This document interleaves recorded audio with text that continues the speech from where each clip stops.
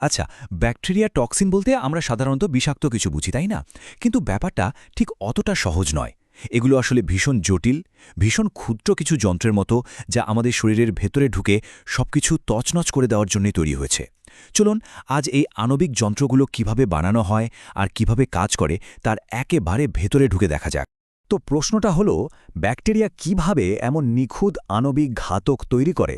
এটাই আমাদের আজকের আলোচনার মূল বিষয়। আমরা ৩টে কুখ্যাত টক্সিনের কেস ফাইল খুলে দেখব, বোঝার চেষ্টা করব ওদের আসল কার্যপদ্ধতিটা কি। এখানে একটা নিউরনের ছবি দেখতে পাওয়া যাচ্ছে, যেটা আমাদের নার্ভাস সিস্টেমের মূল ইউনিট। এই আণবিক যুদ্ধটা কিন্তু ঠিক এখানেই হয়।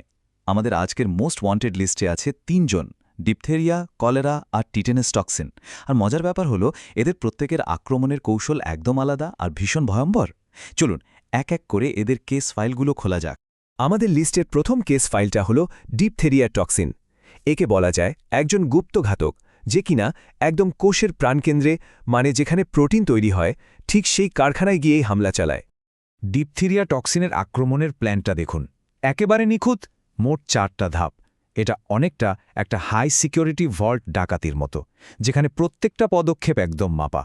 চলুন এবার একটু বিস্তারিতভাবে দেখি এটা কিভাবে কাজ করে। এই ডায়াগ্রামটা একটু খেয়াল করলে দেখবেন, টক্সিনটা প্রথমে কোষের গায়ে থাকা একটা নির্দিষ্ট রিসেপ্টর, যার নাম HBEGF, সেটার সাথে আটকে যাচ্ছে। এরপর কোষ এটাকে গিলে ফেলে একটা থলির মধ্যে, যেটাকে বলে এন্ডোসোম। ওই থলির ভেতরের অ্যাসিডিক পরিবেশে টক্সিনটার আকার বদলে যায় আর ওটা একটা ফুটো তৈরি করে ফেলে। আর ঠিক সেই ফুটো দিয়েই এর আসল কার্যকরী অংশ, মানে এ সাবইউনিট, সোজা কোষের সাইটোপ্লাজমে ঢুকে পড়ে। এর প্রধান অস্ত্রটার নাম হল ADP রাইবোসিলেশন। এটা একটা রাসায়নিক প্রক্রিয়া। এই টক্সিনটা কোষের প্রোটিন তৈরির কারখানার একজন খুব গুরুত্বপূর্ণ কর্মী, যার নাম EEF2, তাকে টার্গেট করে। এই EF2 প্রোটিন তৈরির কাজটাকে এগিয়ে নিয়ে যায়। টক্সিনটা এসে একে এমনভাবে জ্যাম করে দেয় যে ওটা আর কোনোদিনও কাজ করতে পারে না। আর এর ফল মারাত্মক। একবার কোষের প্রোটিন তৈরির অ্যাসেম্বলি লাইন বন্ধ হয়ে গেলে সেটার পক্ষে আর বেঁচে থাকা সম্ভব না। আর সবচেয়ে ভয়ঙ্কর ব্যাপার হল, মাত্র একটা টক্সিনের অণুই একটা গোটা কোষকে মেরে ফেলার জন্য যথেষ্ট। বেশ, চলুন এবার আমাদের পরের কেস ফাইলটা দেখা যাক। আমাদের দ্বিতীয় অপরাধী হল কলেরা টক্সিন। আর এর কৌশলটা কিন্তু একদম অন্যরকম। এটা সরাসরি কোষকে মেরে ফেলে না, বরং কোষের ভেতরের যোগাযোগ ব্যবস্থাটাকেই হ্যাক করে ফেলে, পুরো সিস্টেমের ভারসাম্য নষ্ট করে দেয়। কলেরা টক্সিনের প্ল্যানটা আরও অনেক বেশি জটিল। ওটা ডিপথেরিয়ার মতো সোজা সাপটা পথে কোষে ঢোকে না, বরং নিজের লক্ষ্যে পৌঁছানোর জন্য একটা লম্বা, ঘোরানো প্যাঁচানো রাস্তা বেছে নেয়। এই তুলনাটা দারুণভাবে দেখাচ্ছে যে দুটো টক্সিনের কৌশল আসলে কতটা আলাদা। একদিকে ডিপথেরিয়া খুব দ্রুত আর সরাসরি আক্রমণ করে, অন্যদিকে কলেরা কোষের ভেতরের নিজস্ব পরিবহন ব্যবস্থাকে কাজে লাগিয়ে একটা লম্বা গোপন পথ ধরে এগিয়ে যায়। কলেরা টক্সিনও সেই একই ADP রাইবোসিলেশন অস্ত্রটাই ব্যবহার করে, কিন্তু এর টার্গেটটা ভিন্ন। এটা GS আলফা নামের একটা সিগন্যালিং প্রোটিনকে এমনভাবে বদলে দেয় যে ওই প্রোটিনের সুইচটা সব সময়ের জন্য অন হয়ে যায়, ওটাকে আর অফ করা যায় না। আচ্ছা, এই একটা সুইচের জন্য কি হতে পারে ভাবা যায়? কোষের ভেতরে CAMP নামের একটা সিগন্যালের পরিমাণ প্রায় 100 গুণেরও বেশি বেড়ে যায়। এই বিপুল পরিমাণ বৃদ্ধি কোষের জন্য একটা আস্ত বিপর্যয় ডেকে আনে। আর এর চূড়ান্ত ফল হল, আমাদের অন্ত্রের কোষগুলো নিয়ন্ত্রণহীনভাবে লবণ আর পানি বের করে দিতে শুরু করে। আর ঠিক এই কারণেই কলেরায় আক্রান্ত হলে শরীরে মারাত্মক পানি শূন্যতা বা ডিহাইড্রেশন হয়। এবার আসা যাক আমাদের লিস্টের শেষ আর সম্ভবত সবচেয়ে ধূর্ত অপরাধীর কাছে, টিটেনাস টক্সিন। এটা শরীরের এক কোণায় কোথাও একটা ক্ষত থেকে যাত্রা শুরু করে আর কেন্দ্রীয় স্নায়ুতন্ত্র বা সেন্ট্রাল নার্ভাস সিস্টেমে হামলা চালানোর জন্য একটা অবিশ্বাস্য লম্বা পথ পাড়ি দেয়। টিটেনাস টক্সিনের পরিকল্পনাটা তো একটা মহাকাব্যিক যাত্রার মতো। শরীরে কোনো একটা কাটা ছেঁড়া জায়গা দিয়ে ঢুকে এটা নার্ভাস সিস্টেমের নিজস্ব হাইওয়ে ব্যবহার করে একেবারে আমাদের স্পাইনাল কর্ড আর মস্তিষ্ক পর্যন্ত পৌঁছে যায়।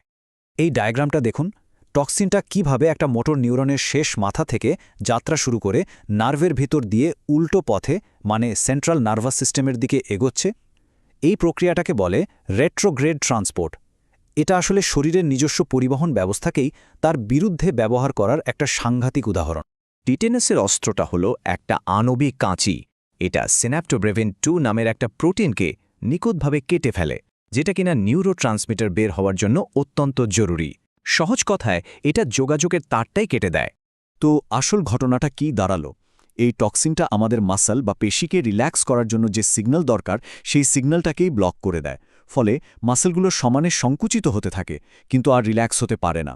আর এটাই হলো টিটেনাসের সেই ভয়ঙ্কর খিঁচুনির কারণ। তাহলে আমরা 3টা একেবারে ভিন্ন ধরনের আণবিক ঘাতকের কার্যপদ্ধতি দেখলাম। চলুন সবশেষে একবার ওদের কৌশল আর পরিণতির মধ্যে একটা তুলনা করে নেওয়া যাক। এই টেবিলটা আমাদের পুরো আলোচনার একটা দারুণ সারসংক্ষেপ, তাই না? ডিপথেরিয়া প্রোটিন বানানোর কারখানাটাই বন্ধ করে দেয়, কলেরা কোষ থেকে পানি বের করে দেয়, আর টিটানাস আমাদের নার্ভাস সিস্টেমের ব্রেকটাই কেটে দেয়। 3টা আলাদা টার্গেট, 3টা আলাদা কৌশল, কিন্তু ফলাফল একটাই, ধ্বংস। এটা কিন্তু মনে রাখা খুব জরুরি যে এই টক্সিনগুলো কোনো ভোঁতা অস্ত্র নয়, যার সামনে যা পায় তাকেই নষ্ট করে। এদের প্রত্যেকের একটা খুব নির্দিষ্ট টার্গেট আছে, আর এরা সার্জেনের স্ক্যালপেলের মতো নিখুঁতভাবে শুধু সেই টার্গেটেই আঘাত হানে। এরা প্রকৃতির নিখুঁত ইঞ্জিনিয়ারিংয়ের এক অন্ধকার দিক। আর এখানেই একটা খুব গুরুত্বপূর্ণ প্রশ্ন চলে আসে। এই টক্সিনগুলো যদি প্রকৃতির সবচেয়ে নিখুঁত অস্ত্র হয়, তাহলে এদের কার্যপদ্ধতি বিশ্লেষণ করে আমরা কি নতুন কোনো ঔষধ বা থেরাপি তৈরির রাস্তা খুঁজে পেতে পারি? হয়তো এই ধ্বংসের নকশার মধ্যেই কোথাও লুকিয়ে আছে নিরাময়ের নতুন কোনো সূত্র।